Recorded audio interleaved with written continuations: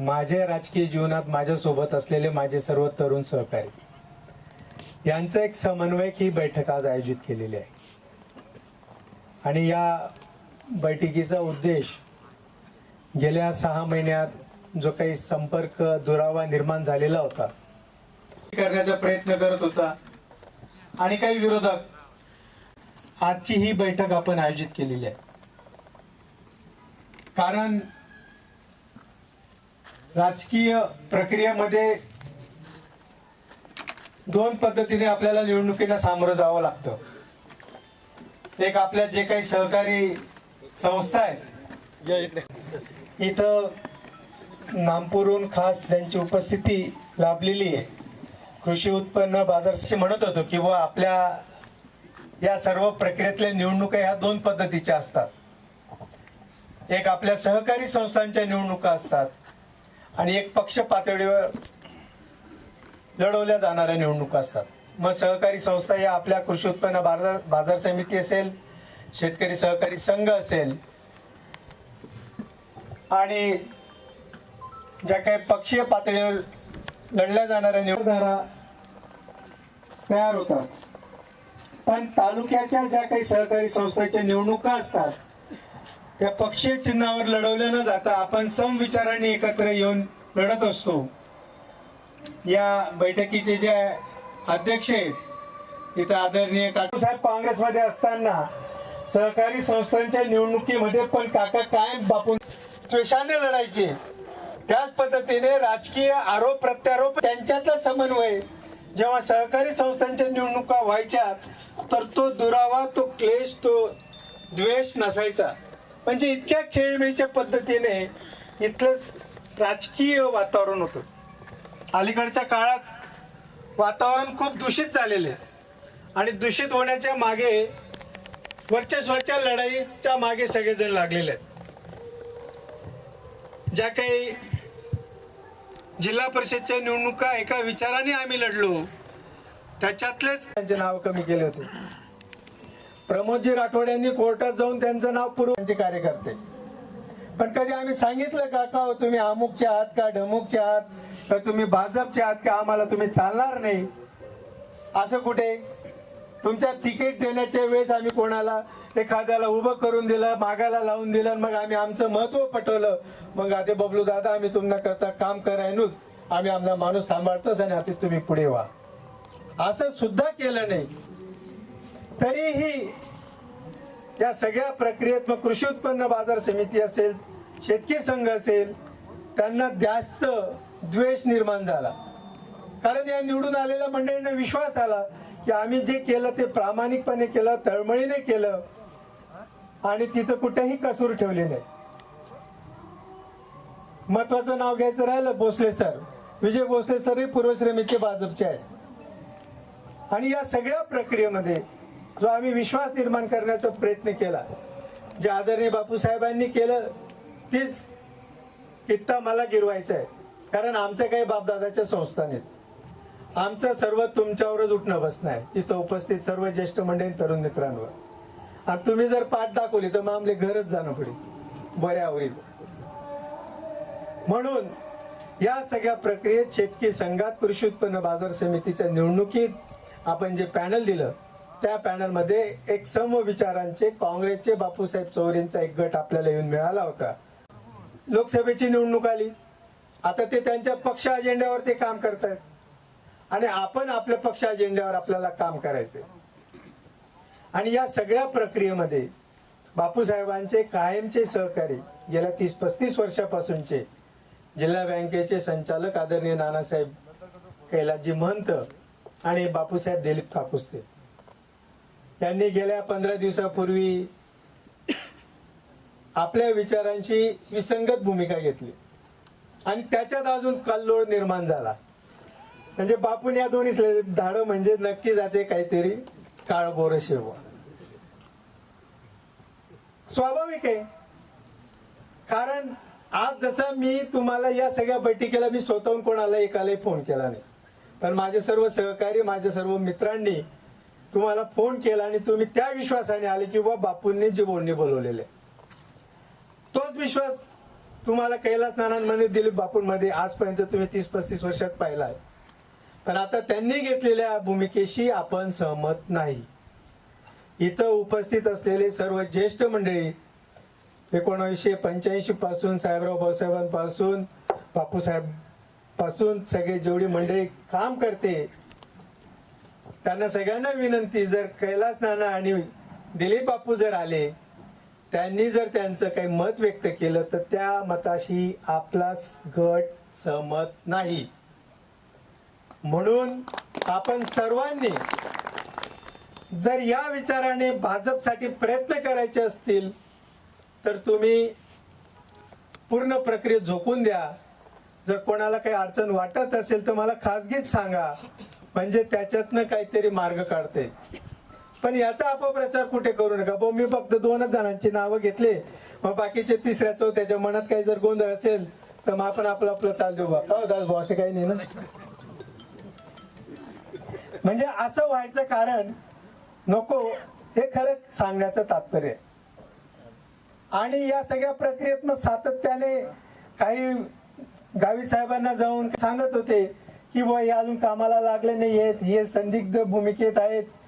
येतीन दादांपर्यंत काही निरोप पाठवले असतील की दादा अजून जयदेव बापूंचा गट काही काम करत नाही, म्हणून दादा 2-4 दिवसात मला फोन करत होते, काय चाललंय भाऊ तुमचं, काय करतायत तुम्ही. दादा म्हणजे इथं कैलासवासी आबासाहेब विलास बिरादीस यांचे घनिष्ठ मित्र स्नेही, आणि त्यांच्या माध्यमातनं दादांचं कायम साखरेकडे प्रवास असायचा. आणि दादांनी या सगळ्या निवडणुका मागच्या पाहिलेल्या आहेत, त्याच्यामुळे त्यांना माहिती होतं की बुवा हे जे करतील, जे बोलतील तेच करतील. म्हणून दादा कायम आम्हाला विचारत होते, त्याचा कानुसा घेत होते की हे नेमकं काय करतायत काय नाही करतायत.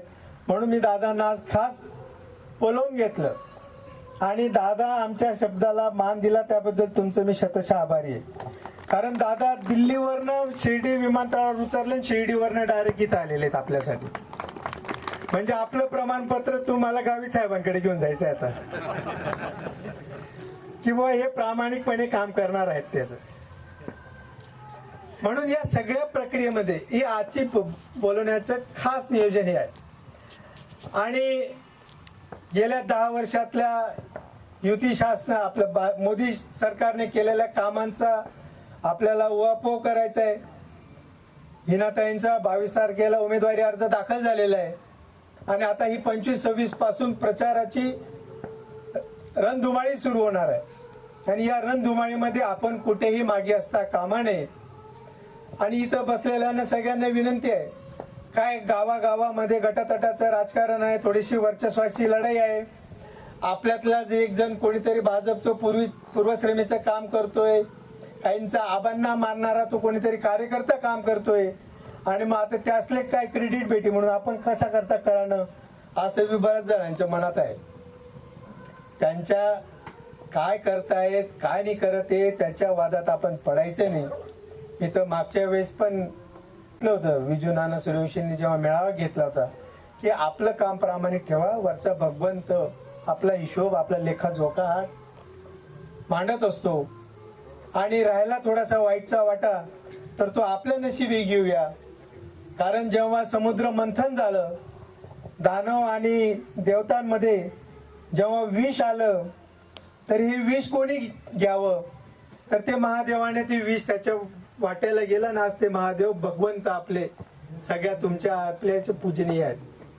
असंही विष आपल्या वाटी आलं तर आपण घेऊया, काय हरकत आहे. पण काम तर प्रामाणिक करायचे आपल्याला. त्याच्यामुळे श्रेयवादाच्या लढाईत कोणीही मागे राहू नका. तुमच्या गावाचं गटातटाचं राजकारण तुमच्या गावापुरता सीमित ठेवा. आपल्याला जी जबाबदारी दिली असेल आणि दिली नसेल तरी आपल्याला काम करायचे. कारण इथं बसलेल्या सगळ्यांना खंत आहे दादा, नितीन दादा, की आमच्याकडे काय झालं, आम्ही तर आता कृषी उत्पन्न बाजार समितीचे सभापती पासून पदाधिकारी संचालक इथे उपस्थित आहेत, शेतकरी संघाचे चेअरमन पासून त्यांचे संचालक मंडळ उपस्थित आहेत, साक्री नगर पंचायतचे उपनगराध्यक्ष पासून नगरसेवक उपस्थित आहेत, काही गावातली ज्येष्ठ मंडळी ज्यांचं त्या परिसरात काटवांमध्ये असेल तर मग त्या भागात त्यांचं जे प्रभुत्व आहे, अशी सर्व मंडळी इथं आर्क मंडळी बसलेली आहे. पण एवढं असताना सुद्धा आम्हाला पक्ष संघटनेत थोडंसं डावललं गेलेलं आहे. त्याच्यामुळे काही कार्यकर्ते मग थोडंसं पुढे यायला दजावतायत की कसं करायचं, काय करायचं. कारण पक्षाची जी काही प्रक्रिया आहे, जी काही जबाबदारी आहे, मग त्या गावातल्या बूथ प्रमुखापासून तर शक्ती प्रमुखापासून तर तालुक्याच्या अध्यक्षापर्यंत ती सगळी विभागली जाते. मग आमच्यापर्यंत ती येत नाही, ही शंका आहे. पण आता आपल्याला वर्तमानपत्रातनं, टीव्ही चॅनलच्या माध्यमातून आपण रोज बातम्या पाहतो, रोज पेपर चालतो, म्हणून आपण या प्रक्रियेत सक्रिय राहण्यासाठी आपण अजून पुढे राहायचे. आपलं काम जसं काकांनी सांगितलं, सुभाष काकांनी, की आपल्या या दिवसामध्ये निवडणुकीच्या प्रक्रियेमध्ये मतदार यादी हा आपला रामायण महाभारत ग्रंथासारखा आहे. त्याचं आपण वाचन करायचे आणि आपण त्या विचाराने इनाताईंसाठी, भाजपासाठी जास्तीत जास्त मतदान कसं आपण खेचून आणू त्याच्यासाठी प्रयत्न करायचे. आणि हे सगळं करण्याचा हा अट्टहास, या माझ्या भूमिकेशी आपण सर्वजण सहमत असाल असं मला वाटतं. आपण सर्व सहमत असाल तर सर्वांनी हात उंच करावेत. जी भाऊ तुम आगे बढ़ो, हमारे साथ हैं। जी भाऊ तुम आगे बढ़ो, हम तुम्हारे साथ हैं। कृपया नावाच्या सुद्धा घोषणा देऊ नका. आपण नावाच्या घोषणा मासिकाची बोन ठरायचे का, या लीड देणार म्हणून आपण व्यक्तिशा नाही तरी याचं सगळं चित्रीकरण होते बापूसाहेब. ते चित्रीकरण होतं, मग ते व्हॉट्सअपला व्हायरल होईल आणि मग परत तोच विषय होईल. आपण व्यक्तिनिष्ठ राहू नये. आपल्याला भाजप, मोदी आणि कमळ ह्याच विचारांचे आपल्याला प्रेरित होऊन काम करायचं आहे. म्हणून सगळ्यांना माझं यापुढे हात जोडून विनंती राहील, आपण आता कुठल्याच गटाचे ना, आपण फक्त भाजपचे. आता आजपासून आपण फक्त भाजप आणि नरेंद्र मोदींचे आपण शिपाई आहोत, कार्यकर्ते आहोत आणि त्याच त्वेषेने आपल्याला पक्षाचं काम करायचंय. याच्यात काही तुम्ही शंका ठेवू नका. कैलास नाना येऊ, दिलीप बापू येऊ, की त्यांच्या बरोबर अजून जर कोणी याच्यातलं चुकत माकत येऊन गेलं तर मला फोन करून द्या. काय असतं, काही जण आणवताना काही नाना इग्यात गाडी उभी कर दिदी, बस सांग मी बशी घेऊ लगीनले जाय राहीन तर नेमकं साहेबराव भाऊसाहेब ना घर घेऊन 10 जण बसेल होतात आणि मग नाना सांग पंजाबी मदत करणं पिढी असं होतं. असं अजाणतेपणाने होतं. कारण लग्न सीझन पण चाललाय, या लग्नांमध्ये भेटीगाठी पण होणार आहेत. मग ते कुठेतरी फोटो सुद्धा काढले जाणार आहेत. मग फोटो लगेच व्हायरल पण होणार आहेत आणि काही मंडळी बसलीच आहे आपली लगेच पुढे पाठवायला. त्याच्यामुळे ह्या सगळ्या बारीक बारीक गोष्टींचं आपल्याला पथ्य पाळायचंय. आणि या सगळ्या प्रक्रियेमध्ये आपण आता कुठल्या व्यक्तीशी हे न राहता आपण फक्त भाजप, कमळ आणि मोदी साहेब यांच्याकडे बघून आपल्याला प्रचाराची सगळी धुरं आपल्याला प्रत्येकाने गावागावात घ्यायची आहे. कोणीही मागे पडू नये. काही कमतरता भासली तर मला फोन करा, मी तुमच्या हाकेला प्रतिसाद देण्यासाठी तत्पर आहे. एवढंच या निमित्ताने सांगतो. माझ्या सर्व सहकाऱ्यांनी मित्रांच्या एका फोनवर फक्त बापू येणार आहेत, जिभाऊ येणार आहेत म्हणून आपण इथं आलात आणि बापूसाहेब इथं उपस्थित राहू शकले नाही, त्याबद्दल मी बापूसाहेबांच्या वतीने आपल्या सर्वांची दिलगिरी व्यक्त करतो. आणि आपण सर्वजण आलात.